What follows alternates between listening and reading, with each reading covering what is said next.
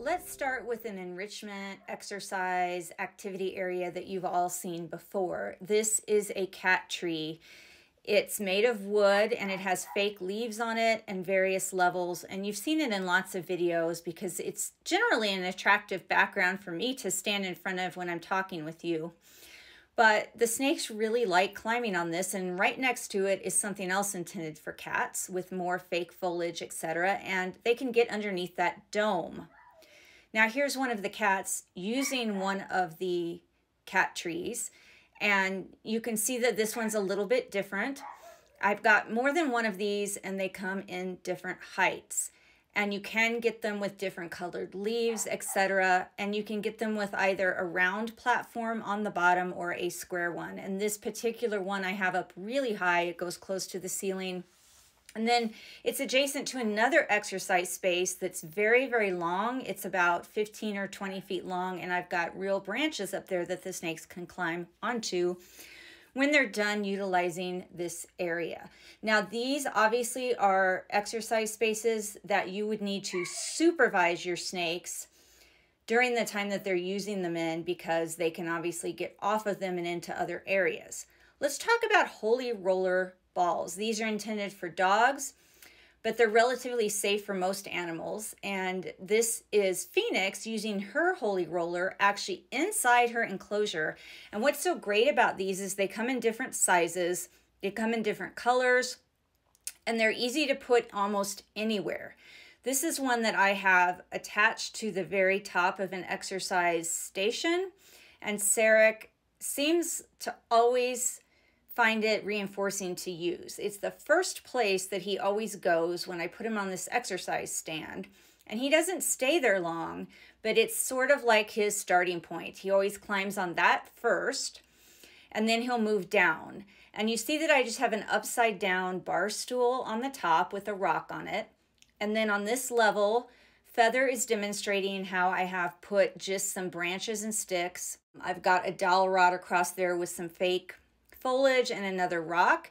This is another item that is intended for cats. It's a cat tree that's not carpeted, and I really like these type for snakes better because the carpet is a little bit difficult to maintain and take care of. And if I do any exercises that involve food or dietary enrichment on the stands, I don't like them to be able to catch their teeth on things. Now, the reason that I'm panning over here is these two enclosures for these bigger snakes are really high. And I have this shelf set up for them to be able to climb out of their enclosures and onto the shelf. And then they can climb down onto whatever activity stations I put underneath that shelf. And this one is very tall when I put the upside down bar stool on the top of it. So it almost reaches that shelf, and then the snakes can climb down the shelf and onto this activity station and go from there. So as we go down lower on this level now, I've got a PVC perch that I've affixed across it.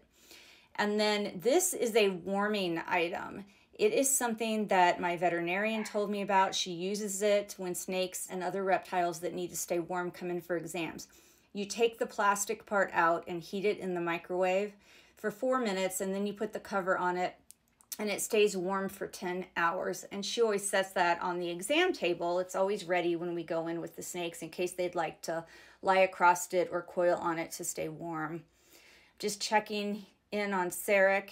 As you see, just like I said, he always wants to start up there on that holy roller ball, but then he makes his way down all the levels, and he does eventually get himself to this level, and he usually sits on these books for a little while. But then ultimately he finds his way to the floor, and if I wasn't watching him, that's where I'd lose him, because he gets down on the floor and he starts crawling around. Now I've got wheels on this so that it's easy for me to move around and easy for me to roll up to enclosures. And there's so many levels on it that it's going to be conveniently adjacent to almost any enclosure that I roll it up to. This is another example of an exercise area that I made. It's a big bird perch. And this particular one, I turned the bottom upside down and cut a hole in it with a hole saw. And so not only can the snakes climb on it and coil around the perch at the different levels, but they can also climb down into that hole. And there's about 1.5 to 2 inch space underneath the platform that snakes that like caves and things like that can go into. And then this is that same perch. And then this one, the bottom, is affixed so that I could put substrate in it for burrowing snakes. So that 1.5 inch of space I can fill up with substrate if I wanted to. And then this is something that you've also seen in other videos. It's a repurposed large bird perch that I've attached other things to, like a lizard net and some fake foliage and a rope and some dried moss poles. And here is Sarek investigating that hole that I told you about. And remember the one I showed you on the floor, this bottom layer is flipped the other direction. So instead of the space being underneath, where the snake can crawl underneath like a cave area, the snake could stay on top of it and burrow down into whatever substrate that I put into it. And so it's really versatile because this vertical part unscrews really easily, and I can flip this over I can flip the bottom over either direction that I want it. But I have more than one, so I usually just leave this one this way so that it gives the snakes an option to crawl underneath, and I leave the other one the other way that gives me the option to put substrate in it. Now as we check back in with Feather, and Feather likes those branches, so she spends a lot of time on those. Now with this activity station, we're going to start with the floor and move our way up. And so you can see that this is another repurposed cat tree that's not got carpet on it. And all of these levels where you see that there's a pad, those pads are Velcroed on, and I can take those off. And then this is just a basket that I've put up there. I have a rock there to hold it in place. And these pads come off if I want them to. I've got random items on here for the snakes to climb in, on, or around. And those lizard nets don't have to necessarily be attached to anything. You can just lie those on smooth surfaces to give the snakes more grip. Now, this is a hack I wanted to show you for snakes who are in enclosures that are really up high, like this Darwin carpet python Asgard. If I want to do choice-based handling and have him voluntarily exit his enclosure, it's tough when it's that high.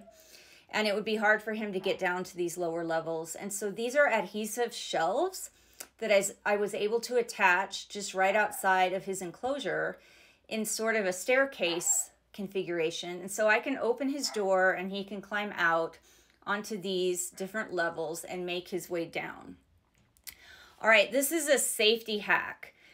If you have snakes that can fit into your floor vents, and I do, this is something that you can purchase that you can put below the vent, so that if the snakes crawl through the vent openings, this net is going to catch them and they cannot get down into your heating and air conditioning ducts.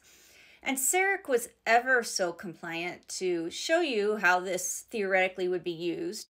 If he was able to squish his chubby body between the vents on my floor vent, this net would catch him and he wouldn't be able to go any further than the distance this net was hanging down from the floor, and I would be able to just remove the vent and retrieve him and get him out.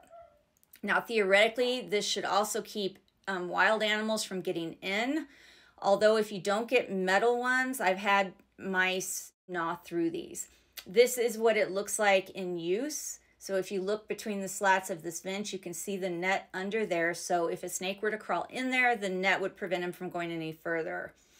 Now we're moving on to inside an enclosure, and this is a 4x2x2 black box cages enclosure that's set up for Sarek, and he's actually using it as an exercise space until he permanently moves into it.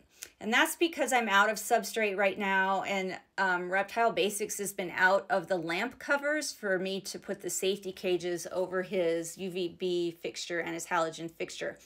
But I wanted to show you that there are many of the same items in here that I put on the exercise stations and enrichment areas. And I also wanted to point out that This one has a permanent shelving unit in it, and I was able to attach a hanging hide under the shelf for him to have one at this intermediate level, as well as one on the roof.